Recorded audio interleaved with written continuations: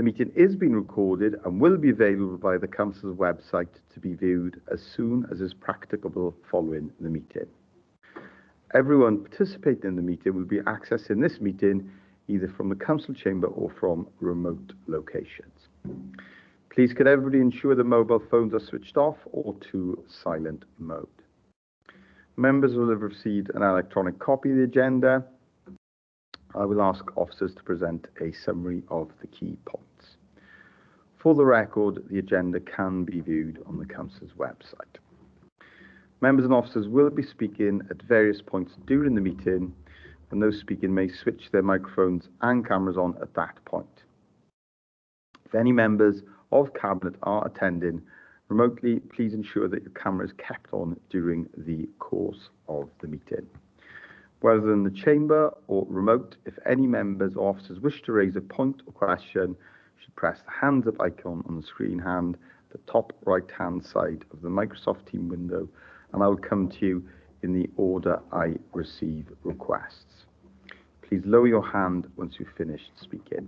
The chat button has been disabled for this meeting. Please do not use your microphone until I invite you to do so. Officers from the Democratic Services will be supporting the meeting and will be monitoring the use of microphones throughout the meeting, and where necessary will mute those not being used. I would also ask officers to introduce themselves when I invite you to speak during the course of the meeting. You too should ensure microphones and cameras are switched off when not in use, please.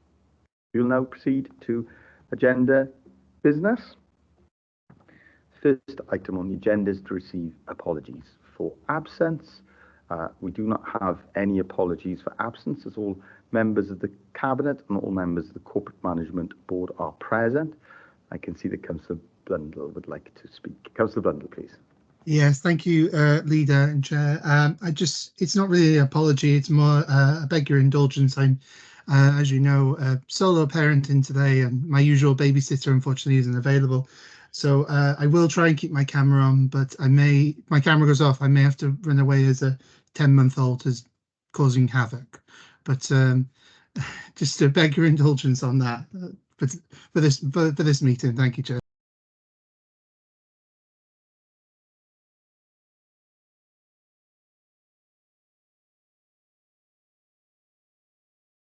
Just to say, Leader, your microphone isn't on. Thank you, Councillor Blundell, for that reminder. We will now move on to declarations of interest in accordance with the Members' Code of Conduct approved by the authority in September 2008. So personal and prejudicial interests, please.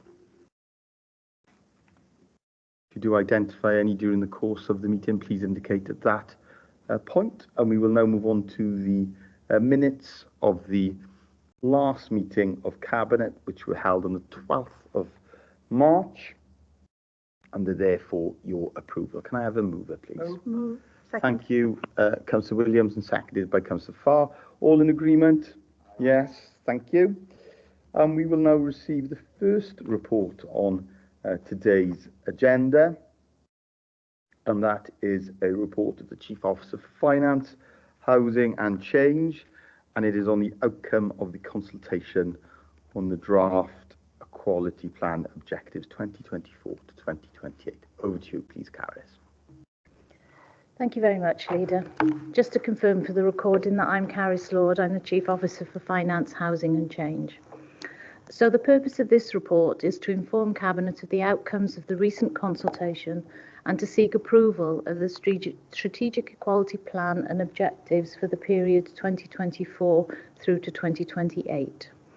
The Equality Act requires that all public bodies in Wales must comply with the public sector equality duties, which include the eliminate discrimination, harassment and victimisation, advance the equality of opportunity, and foster good relationships between people who share a protected characteristics and those who do not. In December 2023, Cabinet approved the commencement of a public consultation on the 6 draft equality objectives, which were ensuring that residents have equality of access to the services that they need, ensuring that we effectively safeguard and support the rights and well-being of the most vulnerable in our communities, ensure we consider the impact of any policy changes or decisions that could impact on individuals, encourage people to participate and engage with the Council on decisions that affect their lives, promote access to quality learning for all, and finally, to promote a more inclusive workforce. The consultation took place between the 4th of January and the 29th of February this year, and a total of 400 responses were received. The marketing and engagement methods used and the level of responses received are outlined for you in the consultation findings report, which is attached at Appendix A of this afternoon's report. Overall, the majority of residents provided positive feedback on the proposed objectives, and these were considered when finalising the Strategic Equality Plan and objectives, which is attached to Appendix B this afternoon. Work will now be undertaken to develop an action plan to support the achievement of the objectives agreed. All directorates have been asked to detail the work being done in their service areas to support the Council to meet these objectives, and it is anticipated that the action plan will be complete by September this year. If I may, Leader, I would take you to the recommendations in section 9 of this report. Thank you. Thank you for that report, Carys. I'll bring in Councillor Farr first and then the Deputy Leader. Councillor Farr, please. Thank you, Leader, and thank you, Carys, for the report. It is a very, very thorough report. I'd like to formally move the report. I've got several questions, Leader. Did you want me to ask them all or go one by one? How do you want me to do it? If you can ask them in a batch, I think that would be Is that okay? helpful. Yeah, and I'm sure Carys can make a note of those questions. Oh. Okay. 3.1, it's really good that we've engaged with our workforce. I think that's excellent that we do include them because majority of them will be our residents as well. Can I ask how did we do that? Again, 3.1, Anti-Racist Wales Action Plan. Can I ask where are we with that, please? 3.1 again, it says that we engage with school children, which is absolutely brilliant. Can I ask how did we do that, please? 3.3, it's saying that we consulted online and the residents could ask for a hard copy if they wanted a hard copy. Can I ask how did we actually do that if residents haven't got access to their IT themselves?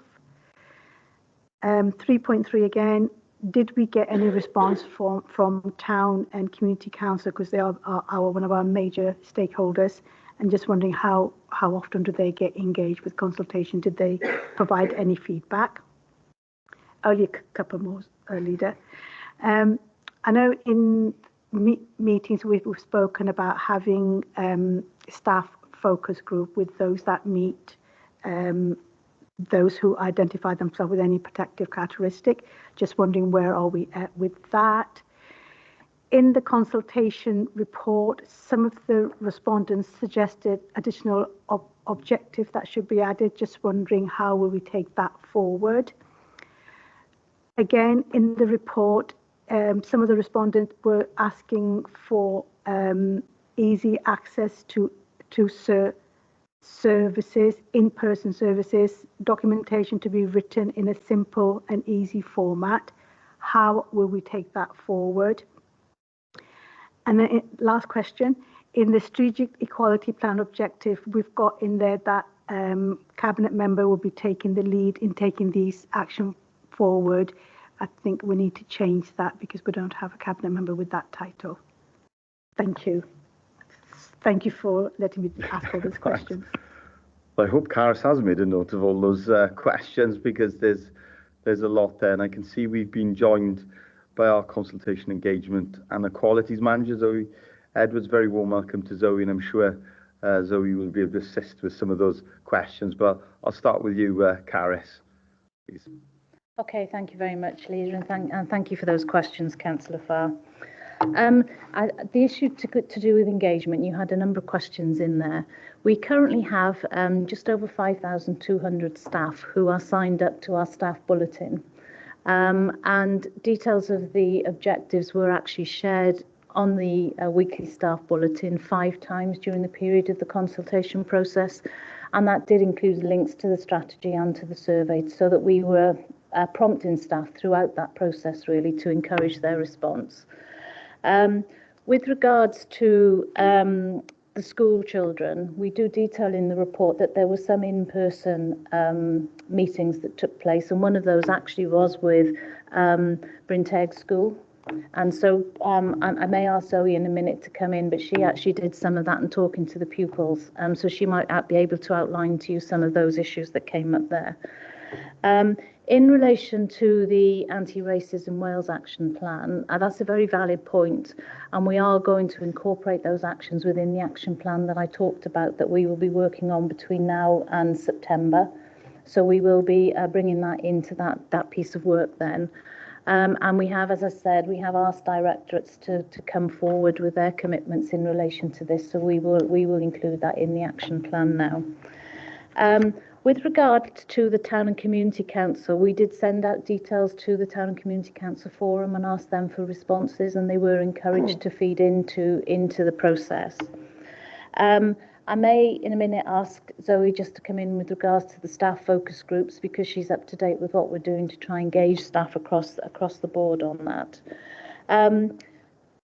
With regards to the Cabinet member, I fully take on board your point on that. We will look at the document. I think what's important, though, is this is about all of us as senior members and senior officers within the council having to drive this. So it will be, I would suggest, a responsibility for all of us to take that forward as we approve the action plan, and then we monitor our progress against those actions. But I take on board your comment about the report. We'll amend that before we, if it's approved this afternoon, before we actually put it out on the website for people to see. So I wonder, Councillor Farr, Leader, would it be all right if I just asked Zoe maybe if she could come in around some of the issues on the online engagement and the staff focus groups that were held, and maybe she could reference the Bryn Teg one as well, seeing as Zoe did that herself. Thank you. Yeah, of course. Thank you for that, Carison. Over to you, please, Zoe. Oh, lovely. Thank you, Caris. And thank you, Councillor Farr, for those questions. So just to clarify, with the school in particular, it was Bryn Teg School that were kind enough to invite me in. They asked me to support an equalities project that they actually had going on at the time. Because I'm not really sure if we would have engaged on that level with year sevens, just because of that younger age group. But of course, because of the project they were doing and I was supporting with, they were learning about the things that, you know, we were obviously looking to include in our SEP. So yeah, it was lovely. I mean, it was lots of different sessions of getting together with the pupils there. It was a full year group, but split into different sessions, and it was a good chance really to just take their views into account. A lot of them wanted to actually complete the online survey, which they did, so that was quite nice, because obviously that was a learning opportunity for both of us really. So yeah, that was the main sort of school engagement, but that did that sort of took up quite a bit of time and was really valuable, definitely. Yeah, it was definitely something I'd like to do again, and obviously with more schools in the borough. So that was the school, and where we're at with the staff groups. So far we have had some interest to form, well, enough interest to form one disability group who will be meeting monthly, and also a menopause network. So again, it'll be a monthly meeting, which I've said I'm happy to coordinate to get things going, and then hopefully there'll be enough people then to take it forward. It's only those two protected groups that we've actually had enough interest to form a network currently, but obviously we'll keep the momentum going. This will be something that's open for staff to join. So obviously, if you know of anybody that might be interested, spread the word, because we do want to get all the other characteristics covered as well, just so that support is throughout. So yeah, those are the main two. Was there anything else you wanted more info on, Councillor Farr? Yes, thank you for that, Zoe. I can just say, please, down that there was that engagement with pupils at Bryn Teg School. I think it's going to be crucial going forward that there's further engagement on the development of the action plan. That's going to be the most important part of this work, arguably. We've set the objectives, but then how do we deliver on those objectives? And it's so important that we engage with our children and young people because they're such an important part of our community, but also they can be quite often at the end of discrimination and inequality of opportunity. And we know that they can be the champions for equality in the future. Councillor Farr, you wanted to come back in. You may not have covered all 25 of Councillor Farr's questions and points, so I'll bring her back in now to just clarify. Thank you. It was just that some of the respondents made some suggestions about objective and just to know how we're going to take that forward. And some of the respondents also made suggestions about having easier material to read and having more in-person support. Just wondering how are we going to address those? Thank you. Because that, like I said, it's really important that we do listen to the residents and try and meet what, if we can. Thank you. Thank you for that, Councillor Farr. Zoe, please. Yeah, thank you, Councillor Farr. Yes, so in terms of how we're going to add the suggestions and the really good feedback that we had, again, that's something that will be part of the action plan. As the leader said, we've got we have got a lot of things to focus on, especially from the schools and the youth.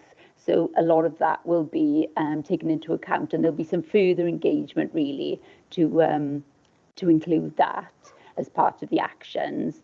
The reason we did quite a few face-to-face sessions is obviously in line with our participation and engagement strategy. One of the things that was outlined in that was that there are a lot of residents that don't use IT or don't have access. So we obviously wanted to cover as many areas as we could in the borough, so we went quite far into the valleys and just did as widespread as we could really, so that we could engage with sort of anyone and everyone. And I think that for us was valuable, and we want to continue with our hard work, definitely. Thank you for that, Zoe. Next, we've got, so the Deputy Leader's hand was up, but then it was taken down, not by me, I hasten to add. So I'll bring the Deputy Leader in first, and then I'll bring Councillor Good in. Please. Deputy Leader, I should say. Thank you very much, Leader, and I'm quite happy to be called Dep. Thank you very much, Carys and Zoe. Happy to second the report here at Cabinet. I think I've only have one question for you. And on the 17th of April in Council, we passed a care experience motion to protect them as a characteristic, and it's not referenced in this report at all. And because we've made that decision, it really does need to be updated quite swiftly. Thanks very much. Thank you for that, Deputy Leader. Carys, please. Yes, thank you for raising that. I mean, that was agreed after we'd done a lot of the work on this report. So, but we will pick that up now as an issue as we're pulling forward the action plan. So we will take that forward. Thank you very much for that reassurance. And again, that's going to be important that we reflect that in the action plan, because we need to make sure that those words are translated into to action. Councillor Good, please. Thank you, Leader.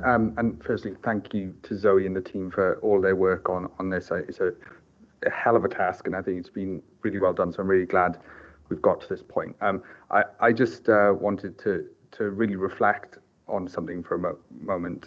Yesterday, some people may have seen that Esther McVey, who is the Westminster Minister for Common Sense, apparently spoke at length about her feelings that things like rainbow lanyards and staff groups should be left at the door of employment.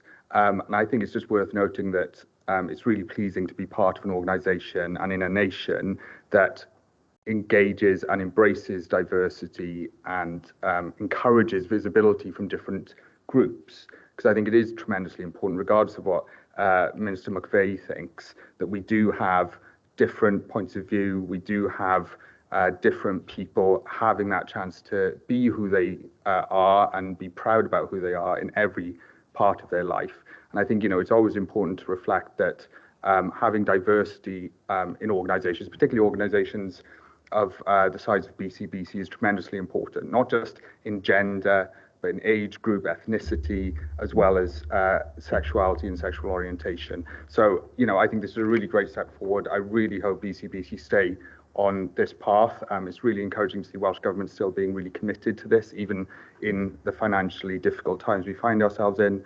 So yeah, I would happily second the report, and once again, just thank the team for their work. Thank you, Leader.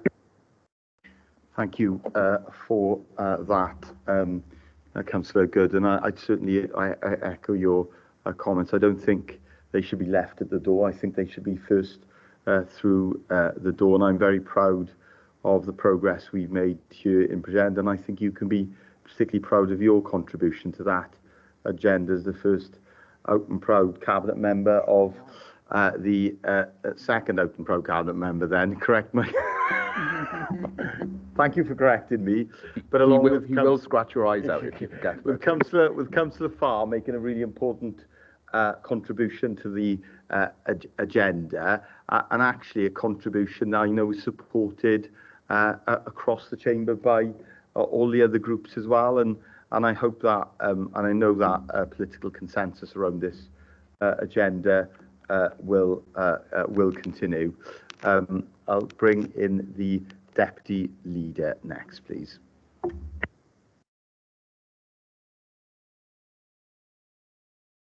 Well, I wasn't sure with your hands going up and down, you see. No, you called me in before me.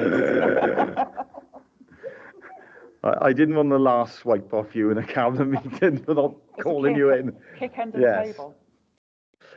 So there's no one else that wants to come in on this report. And of course we will receive, well, I won't receive, but Cabinet will receive a future report on this, I am sure. Okay, thank you, everyone. We'll now move on to the second report, and that is... So, I'm demob happy, clearly. So the report's been moved, it's been seconded. Is everyone in agreement? Thank you, colleagues.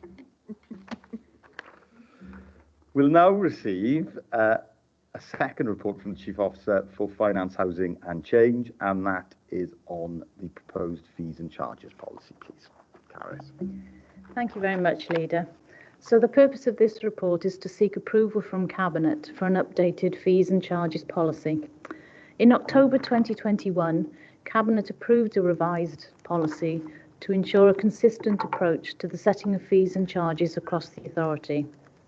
Alongside this, the Council publishes on its website the current fees and charges, and this is updated on an annual basis following the setting of the budget by full Council. One of the budget principles being applied when setting the budget for the Council is that the Council will seek to recover the cost of services via fees and charges where it is able to do so.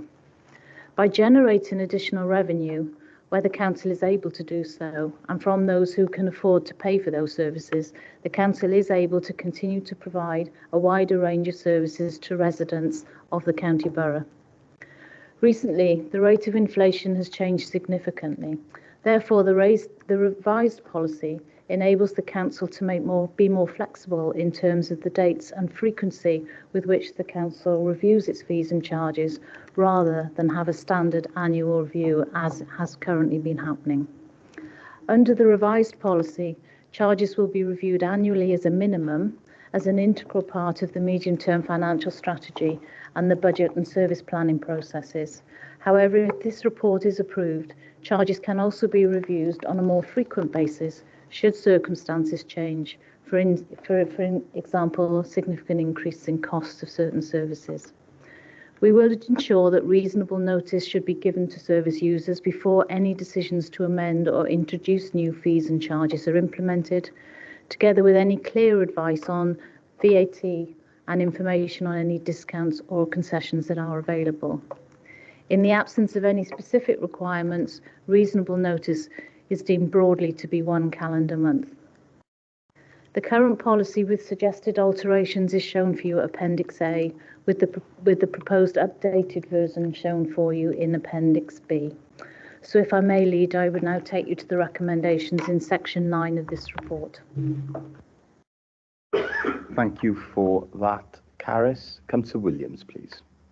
Yeah, thank you, Leader, and thank you, Carys, for presenting the report. It's a vital element of our income. It accounts for, well, in excess of £40 million worth of income for the authority. And although full cost recovery will be the normal starting place, of course, legislation will guide much of what we can do, and much of that is set at the level outside of the authority, like planning fees, social care fees. Those charges are largely outside of our control. But that element of flexibility that this policy provides is very important to us, because as we know, interest rates can be volatile, and sometimes it's not always desirable to have full cost recovery, because we want to assist certain elements of our society to thrive and provide a good standard service to residents. So I'm happy to move the report at Section 9. Thank you, Leader. Thank you for that. Councillor Williams, Deputy Leader, please. Thank you very much, Leader. Thank you, Carys. I don't really have a question so much as I'd like some clarity, and I'm quite happy to second the report.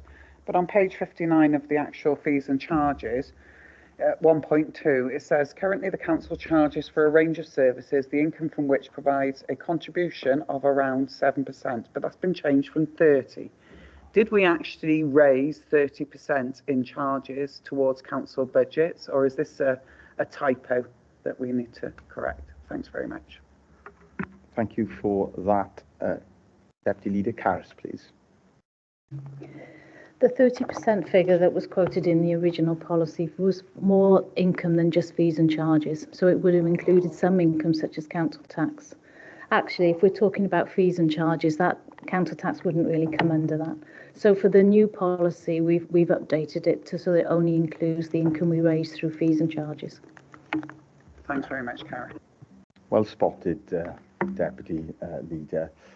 And I think this policy is timely, because we have been through a period of volatile levels of inflation and cost pressures that certainly we have not experienced on this scale in the last 20 years.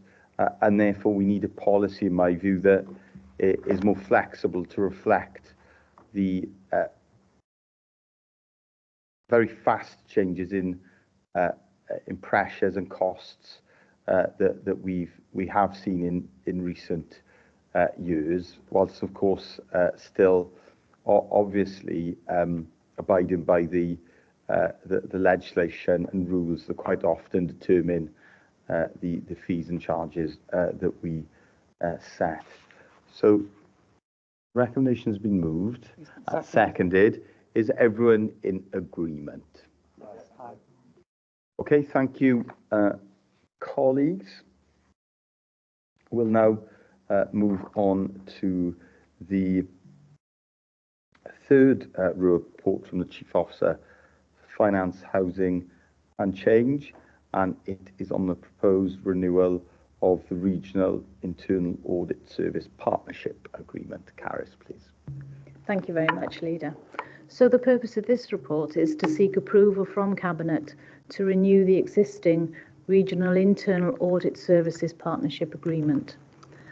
Bridgend and the Vale of Glamorgan councils have shared an internal audit service since February 2013. Both services were experiencing recruitment issues, and the joint working arrangement was agreed to stabilise that position and ensure that the service could deliver sufficient audits to be able to issue an audit opinion at the end of each financial year. This formal agreement was enhanced in 2019 when the service was extended to include Merthyr and Rhondda and Taff councils, and all partners entered into a 5-year agreement to 2024 at that point. Since its inception, the Section 15 officers in each of the local authorities have been positive regarding the level and the quality of the service that's been received. As the report outlines, there will be changes to the shared service, as Rhondda Cynon Taf Authority has decided not to continue as a member of the service and left the partnership in April this year. Despite that change, the remaining 3 local authorities continue to be committed to remaining in the partnership and want to develop the service further. When the regional service was launched in 2019, the service had a stated intention to expand and provide services to other public sector organisations. Now that the service is established and staff are in post, this intention can now be progressed and will further ensure the ongoing success of this service. The service has already been approached by other local authorities that are interested in joining this partnership, so this intention can be delivered within this financial year. One of the recommendations in today's report is that Bridgend continue as a member of that shared service.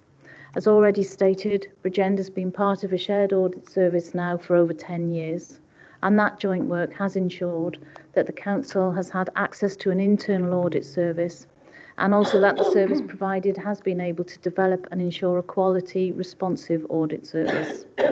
Meetings do take place between the management of the audit service and the corporate management board in this council to monitor the service, to plan the future audits that need to take place, and also to address any issues that have arisen during the audit process which impact on the council as a whole. The proposals to further extend the services will have a positive impact on this council, as it will enable the service to provide more specialist audit services such as contract and ICT audit. This proposal was considered by the Governance and Audit Committee in April, who endorsed the proposal that we should continue in this part of this joint service. So if I may, Leader, I would just take you to the recommendations at section 9 of today's report. Thank you. Thank you, Caris. Councillor Williams, please. Yeah, thank you, Leader, and thank you, Caris, for presenting the report. Happy to move the report. Obviously, we are in Bridgend, we are big supporters of regional service provision where that makes sense and where there's a synergy and an improvement in service. And I think the track record between Bridgend and the Vale, particularly in the shared audit service, is one that we can really say has been a very successful partnership, and I'm happy to move that forward. I also would like to encourage any other local authorities that wish to come and join us to get in touch and come and speak to us. But my question is, because it is mentioned in the report, there has been an identified £27,000 saving from this service area. So I'm just wondering now whether this sort of new arrangement will that put that saving at risk, or how deliverable will that 27k be for Bridgend in particular? Thank you. Thank you for that. Councillor Williams. Caris, please. No, thank you for that question. That saving was identified as part of our budget setting process for the current financial year. We have had discussions with the audit service, and they're confident that they will still be able to deliver enough audits for us, that they will be able to give an assurance at the end of the year with regards to the governance and the management of the different services across the authority. And they have taken that into account in the audit plan that they've put together for the current financial year. Thank you for that, Caris. Deputy Leader, please. Thank you very much, Leader. Thank you, Caris. I'm quite happy to second the report. Only one comment, and that is I'm really pleased to see the regional arrangements, because we're directed to do that by Welsh Government. I think that's important to note. And I am disappointed to see one of our partners retreating, is what I want to say, from this arrangement, but I'm sure they have their reasons. Thanks very much, Leader. Thank you for that, Deputy Leader. And of course, whilst the partnership has changed, we have the flexibility within the agreement, proposed arrangement, to seek out and have new partners join the arrangement. And I know there is interest from at least one other local authority, and they would be very warmly welcomed into that arrangement, because it would provide additional scale and resilience. And indeed, I know that we've also been exploring opportunities around providing that service on a funded basis to other public sector organisations, which would generate additional income for the shared service, and obviously assist with our financial challenges and the, again, resilience and scale of the organisation. I know income generation is an area that Over Scrutiny have been keen to explore, so I'm sure they'll be pleased that this is exactly what is happening with the shared service. Recommendations being moved and seconded. Is everyone in agreement with the recommendations, please? Okay, thank you, colleagues. We'll now move on to the report of the Corporate Director for Education, Early Years and Young People, and that is on the terms of reference for the Standing Advisory Council on Religious Education and the Standing Advisory Council on Religion, Value and Ethics. Lindsay, please. Thank you, Leader. For the purpose of the recording, I'm Lindsay Harvey, and I'm the Corporate Director of Education, Early Years and Young People. The purpose of this report is to seek Cabinet approval of the revised terms of reference for the Standing Advisory Council on Religious Education, referred to in this report as SACRA, and the Standing Advisory Council on Religion, Values and Ethics, referred to as SAC in this report. Appendix 1 provides further detail, Leader. The introduction of the Curriculum and Assessment Wales Act 2021 established the curriculum for Wales in law and replaced the previous curriculum.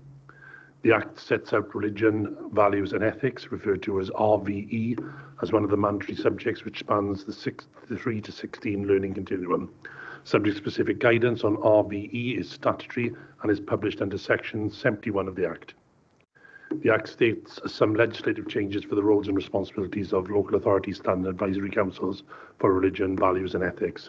Until the rollout of the Curriculum for Wales is completed in all schools and settings, there is a need to have both a SACRA and a SAC. The SACRA will cease to exist once the Curriculum for Wales has completed its rollout. The wording within the terms of reference has been amended to include both the roles and responsibilities for the SACRA and SAC. The SACRA and SAC members are recommending the local authority accepts the changes so they are aligned with legislative changes. Therefore, Lead, I take the recommendations of paragraph 9 of the report in the Cabinet notes the contents of the report and ratifies the revised terms of reference. Thank you, Lindsay. Councillor Brundle, please. Yeah, thank you, Leader, and thank you, Lindsay, for the report. I've not got much to add really to it. It's quite self-explanatory, the report, so I'll just move the report for members. Thank you. Thank you, Councillor Blundell. Councillor Farr, please. Thank you, Leader. Just to say I'm happy to second the report. Thank you for that, Councillor Farr. So report's been moved and seconded, and of course it's a straightforward and simple report and ensures that we comply with the new legislation, and I'm sure every local authority in Wales will be receiving a similar report so they too can comply with the new legislation. And of course it's very welcome legislation, because the genesis of the current SACRA is from the 1940s, so it's timely that we have updated legislation that reflects the very different times that we live in today, and the need for that curriculum to be much more modern and up to date. And I know our schools are working very hard, aren't they, Lindsay, in delivering on that new curriculum for the children and young people of the county borough. So report's been moved and seconded. Everyone in agreement, please? Okay, thank you, colleagues. In which case, we will move on to the report of the Corporate Director for Social Services and Wellbeing, and that is on proposed changes in the Council's requirements regarding our cultural services. Claire, please. Thank you very much, Leader. So the report that you have before you this afternoon has been developed, as we all know, in a very challenging financial position for this council and indeed other local authorities across the UK. And the savings which are set out within the report were part of the medium-term financial strategy and budget approved by this council on 28th of February this year. That budget included a reduction of 360,000 investment in cultural services in the county borough, which we discharged those duties through a partnership agreement with Arwen Cultural Trust. And any changes to that partnership agreement need to be specified by the council and can only be legally delivered through the provisions in that partnership agreement, which are set out within the report. And whilst Arwen delivers a range of services on behalf of the council, the statutory accountability for those services remains with the council, including the requirements to provide an effective and efficient library service, which is set out in legislation not quite dating back to the 1940s, but to the 1960s. So any changes to those provisions require the council, not Arwen, to progress public consultation.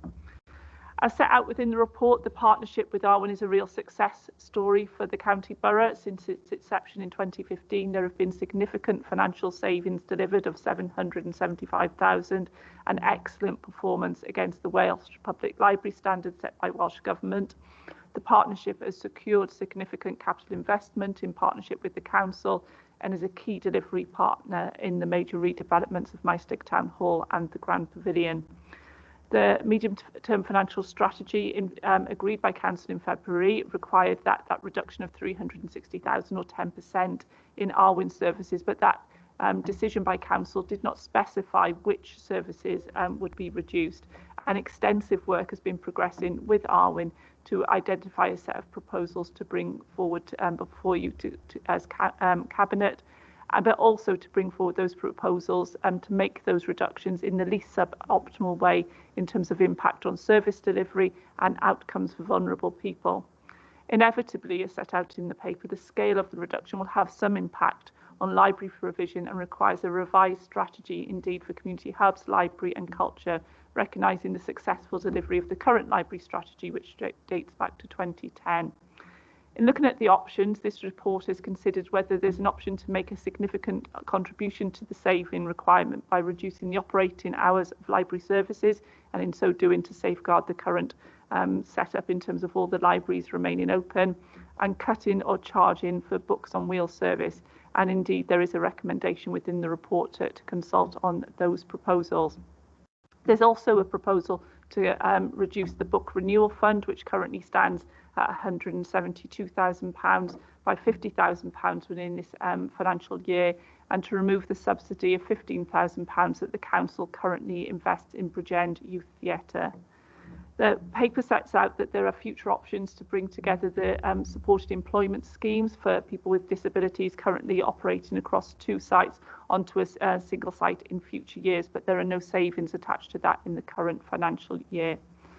If I may highlight for you the financial implications section of the report, you will then note that in 2024-25, the changes to the book fund and the youth theatre delivered between them £65,000 worth of savings.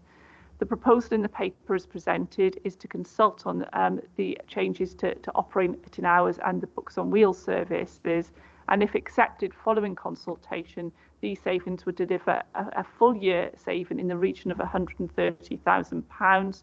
But recognising that we're already part way through this financial year, haven't yet consulted, that would only be a part year saving in year. It is also clear that from the initial equality impact assessment screening that these changes would have an impact on vulnerable people in the county borough, and that the need to develop a future strategy for these services might be hampered by some of those short-term changes and set out. What this work to review services delivered by Arwen has therefore highlighted is the need for a genuinely co-produced strategy for community hubs, libraries and cultural services in the county borough, and it is clear that the changes around operating hours, and particularly the Books on Wheels services, could, in a sense, go against what is proposed in that strategy without preempting its outcome. Therefore, it's my intention to propose an alternative recommendation to Cabinet this afternoon to that set out within the report. The alternative recommendation does have financial implications for the savings approved by the Council for this financial year, and there will be a need for me to work very closely with Caris as Section 151 officer and to bring forward proposals to yourself as Cabinet as to how to mitigate that impact in terms of the overall budget position. So the revised recommendation I am asking you to consider as Cabinet this afternoon in the context of this report is to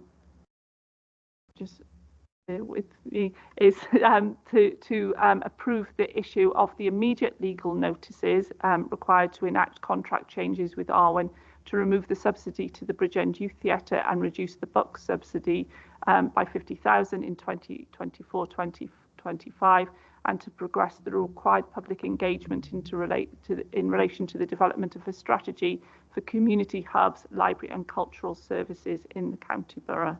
Thank you very much, Leader. Thank you for that report and that updated recommendation. And I know you've been in discussion with the Cabinet member about that, and I will bring the Cabinet member in now. Councillor Farr, please. Thank you, Leader.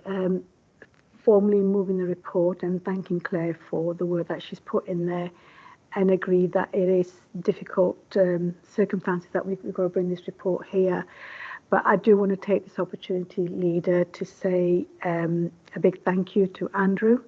I know he soon is due to leave us, and I know he's had a lot of work put into this report. And I want to thank him for all the work he's done over the years in library services. He's going to be a tough boot to fill. So if you take that back to him, Claire, so that we're really, really grateful for all the work he's done. Thank you, Leader. Thank you for that, and I'd certainly echo those words about Andrew. Thomas, I've worked with Andrew now for over 20 years, and I have to say he's one of the best, and we've got excellent officers in Bridgend, and he is certainly one of the best, and he's always had a can-do approach, and he will always find a solution, and he can be very proud of his legacy in Bridgend, and we see that in the partnership, both with Arwen but also with Halo as well, in terms of managing our leisure centres and swimming pools, and those services have not only been retained, but they've been enhanced and improved beyond recognition, and he's had an instrumental role in delivering those improvements. So please convey our appreciation on to him. I know that's appreciation shared by all Cabinet colleagues, and I'm sure he'll enjoy a well-deserved retirement from the authority. I don't know what he'll do with himself though, but because he is a complete and utter workaholic, and will be missed. Okay, Deputy Leader, please. Thank you very much. Thank you very much for the report, Claire. I do have some concerns about it for obvious reasons. I really am concerned about our Books on Wheels service. I think when we do the equalities impact assessment on that, it's going to highlight various issues that we would need to address. I am also concerned about St Bride's Minor Community Council. I'm aware that Councillor Farr and I think it was last year, had a meeting with them. They don't want to continue paying, they're struggling themselves, so I think that's going to have further impact. I do think we need to look at how we can utilise a digital resource more effectively in relation to the libraries, but my biggest concern is around the transport, the Books on Wheels, and that's only because of our ageing population, and we have a population that is in need, even when I look at the numbers of it, so we would need to make some arrangements to do that, but I'm quite happy to second the report at this point as amended. Thanks very much, Leader. Thank you for that, Deputy Leader. And of course, there are potential implications to these proposals, but it's important that we undertake consultation and then we reflect on that consultation in the detail of those proposals. However, a decision has been made around the budget, and therefore savings will have to be made. But it's about how we make those savings. And I know that our Cultural Trust is as committed as we are to minimising the impact on the members of the public and to deliver those savings in a way that retains as much as we can of the excellent service that is delivered in partnership with Arwen across the county borough. And obviously we'll be encouraging members of the public to take part in that consultation when it takes place. Did you want to come back in, Claire? I can see a thing as by the buzzer. Only just, I suppose, Leader, just to, I suppose, highlight what the revised recommendation is, because it's a bit challenging, isn't it, when you haven't got that written in front of you.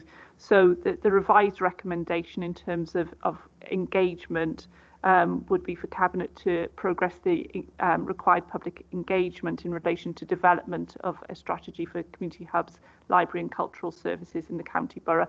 I would envisage that following engagement in the development of that strategy, there would be a need for formal public consultation if there are changes to the library provisions, given that library is a statutory provision.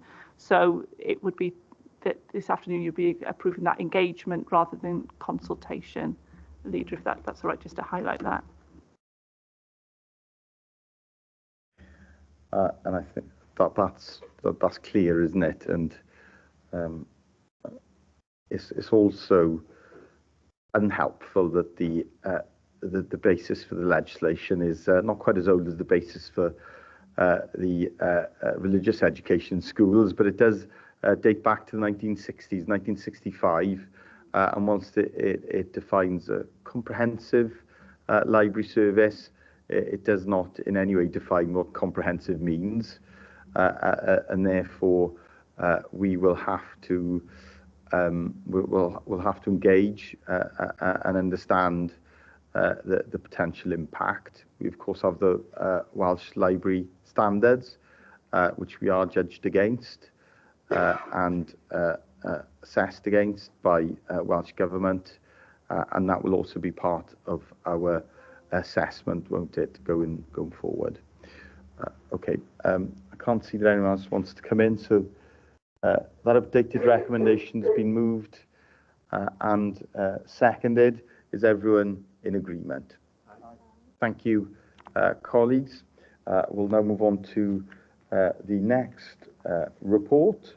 The final report, and that is from the Chief Officer for Legal, Regulatory, HR and Corporate Policy, and the Monitoring Officer. Kelly, please. Thank you, Leader. The purpose of this report today is to propose to Cabinet for their approval the programme of meeting dates for Cabinet Committee Equalities and Cabinet Committee Corporate Parenting for the forthcoming year 2022 at 4 to 2025. Members will find the dates, the proposed dates set out at paragraph 3.1, and I therefore take you to the recommendations and ask you to approve the dates. Thank you, Leader. Thank you for that. Kelly? I'm quite happy to propose, Leader, acceptance. And I'll second. Thank you. Is everyone in agreement? Thank you for that, colleagues. And of course, those dates will be added to members' calendars this week. Okay. Well, there are no urgent items. Councillor Williams, apologies.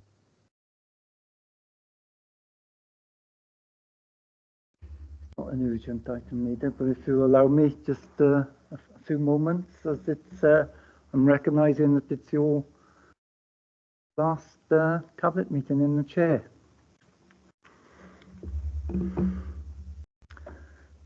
So I've known you a long time. Yeah, no.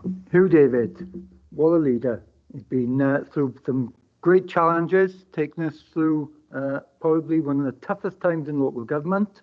The reduction in government funding we've seen over the last 12 years has been nothing but cruel, really, to the people that we've had to represent. Taking us through a COVID crisis, and wasn't that a difficult time for us all? You know, we were overnight, we were thrown into a digital transition where we met online and we were prevented from meeting, and all faces on screens became a normality. You know, the free school meal challenge, that was a particularly difficult time for us all, wasn't it? And setting up field hospitals and vaccination units. You know, it was such a huge task for us, but you led us through that with great resolve, and you know, you certainly controlled that situation very well for us, and of course you were recognised with your honours, and quite rightly so. So that was a great time for us. We can also be very proud of the achievements that we have that we've made. You know, we've had a record investment in schools, in social care, and actually as a region we've done very well because we've had the best growth of any region in Wales outside of Cardiff. So you know, that shows that Bridgend has been handled very well over the last 12 years. We've been here since 2004. We came in together. We've been 16 years in the cabinet and 8 years as a leader, and I was very honoured to be your deputy. So this is a new chapter, but you can be very proud of what you've achieved. And I just want to finish with Hugh David will be synonymous for commitment. You know, you put in a Herculean effort, absolutely 110% every single day. You know, well, I can't count the number of emails that I've received from you. It goes into the hundreds of thousands, got to. You know, right? I mean, and it's all hours of the day. Your effort has been completely unstinted. You've led by example, and you know, you just will be there. Yeah, Hugh David's commitment to make Bridgend County Borough better for everyone. Thank you very much for your service. Well, thank you very much for that. That's much appreciated from a colleague and a good friend as well, Councillor Williams. And I was expecting you to end with the description of me as the late Hugh David, because that's how most people recognise me. But that means a lot to me. It really does. And I wanted to take the opportunity to say, and I'll say it again, you're only as good as your team. And I've been so proud, lucky and privileged to serve with an incredible cabinet and an incredible corporate management board that have worked hard, worked incredibly hard, and have kept this ship afloat during the hardest of times. And I certainly won't forget the pandemic. I certainly won't forget those meetings when we didn't know what was around the corner, when we were talking about mass burials, when we didn't know whether we'd have PP from one day to the next. But we got through it. We got through it because we have the best staff. And when I say the best staff, I start with the chief executive, who sends nearly as many emails as I do, and works ridiculous hours, along with the corporate management board that work way too hard, right down to frontline members of staff, the care workers, the highways officers, the housing officers, that just have been fantastic, and I am so proud of them. I wanted to take this opportunity in particular to pay tribute to cabinet members that will also be starting different chapters in their lives. I think they've done a fantastic job. In particular, I want to thank Councillor Blundell for his leadership in our school modernisation programme, our biggest ever school modernisation programme in the history of this county borough, and Councillor Blundell has led on that. He's led on the rollout of universal free school meals in our primary schools, and on the development of a new curriculum. He's exceptionally committed to the people of the county borough, and I am incredibly grateful to him for his support, just as I'm incredibly grateful to Councillor Good for his contribution. Another really difficult and tough portfolio. He's had Maestig Town Hall, no problems there, to lead on, and of course the record investment in the Grand Pavilion in Porthcawl, and an LDP. We've got the first LDP in Wales to be implemented, and that is here in the county borough of Bridgend. So a huge thank you to both Rhys and JP, and to all my cabinet colleagues. You've been exceptionally loyal and supportive to me. Big thank you to the Deputy Leader and to Councillor Spanzik, who's been here even longer than I have and has a huge amount of experience, like Councillor Williams. And a big thank you as well to Councillor Farr and to the Deputy Leader for providing the common sense that's quite often missing from me to the Cabinet, and that support. And finally, to all members of the authority, I've not always been able to deliver on the one council agenda, but I tried my best, and certainly tried to treat every member of this authority with the respect they deserve as an elected representative. And I hope that ethos and culture, we don't always get it right, but I'm sure that will be a feature going forward, because ultimately we all want the best for the people of the county borough, just as our staff do. And I know that people will reflect on that and think about that, of course, when they speak about the council. Because when people speak about the council, the Bridgend County Borough Council, you're speaking about those people that work every day to deliver those services. And they live here, and they want the best for the people of Bridgend. And I hope that members think about that in the future, because it's important we recognise the contribution that you all make. So that is most definitely enough from me, and it will be my last word. And I'm very grateful, and thank you all for your attendance today. And I look forward to seeing you all tomorrow. And it won't be the last word from me, because of course I've now invited some contributions from cabinet colleagues, and I'll bring Councillor Blundell in first, please. Thank you, Leader. Although we'll have to figure out what I'm going to call you going forward, because breaking the habit of calling you Leader is going to be something that's going to be quite hard to do. I just want to say thank you to yourself. You've been, as Howell said, your commitment to this council and to the people of this county is it can't be matched by anyone else. You'll be you had a hard task to follow in former Councillor Mel Knott, and you surpassed that, and I'm sure he'd say himself you were you surpassed even him. Just want to say thank you for giving me the opportunity to serve in your cabinet. We haven't always agreed on some stuff, but we've always done it in the best way possible, about trying to make sure that we do the best for Bridgend. And yes, I'm sure we'll have many interesting times in scrutiny on the backbenches over the next 2 years. So just from me, thank you very much, Hugh, and thank you, because you really are going to be, you really leave a big shoes to fill. So thank you very much. Thank you for that, Councillor Blundell, much appreciated. Councillor Spanzik, please. Yeah, thank you, Leader.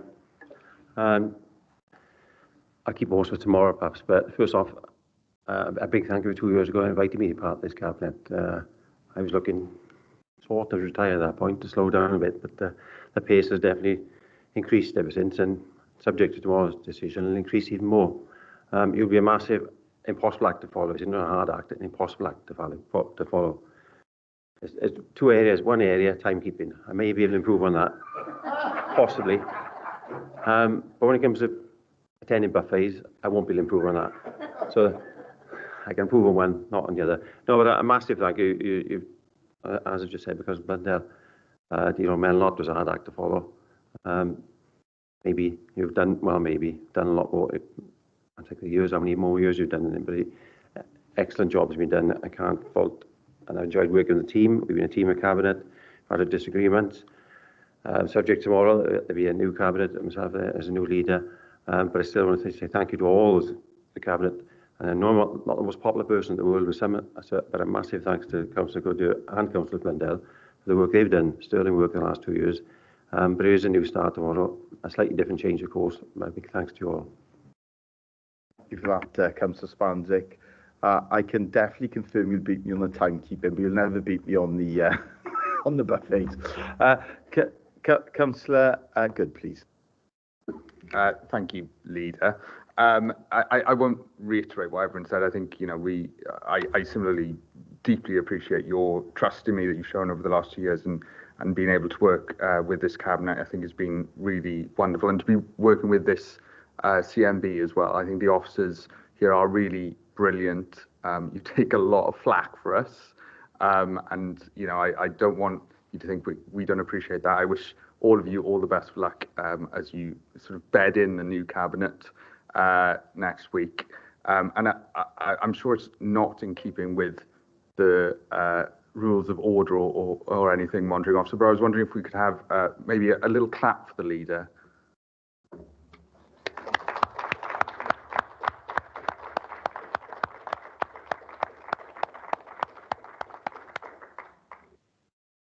That's very moving and touching. Thank you for that, and I wish everyone the very best. And we will definitely now close the meeting. Thank you. Thanks, everyone.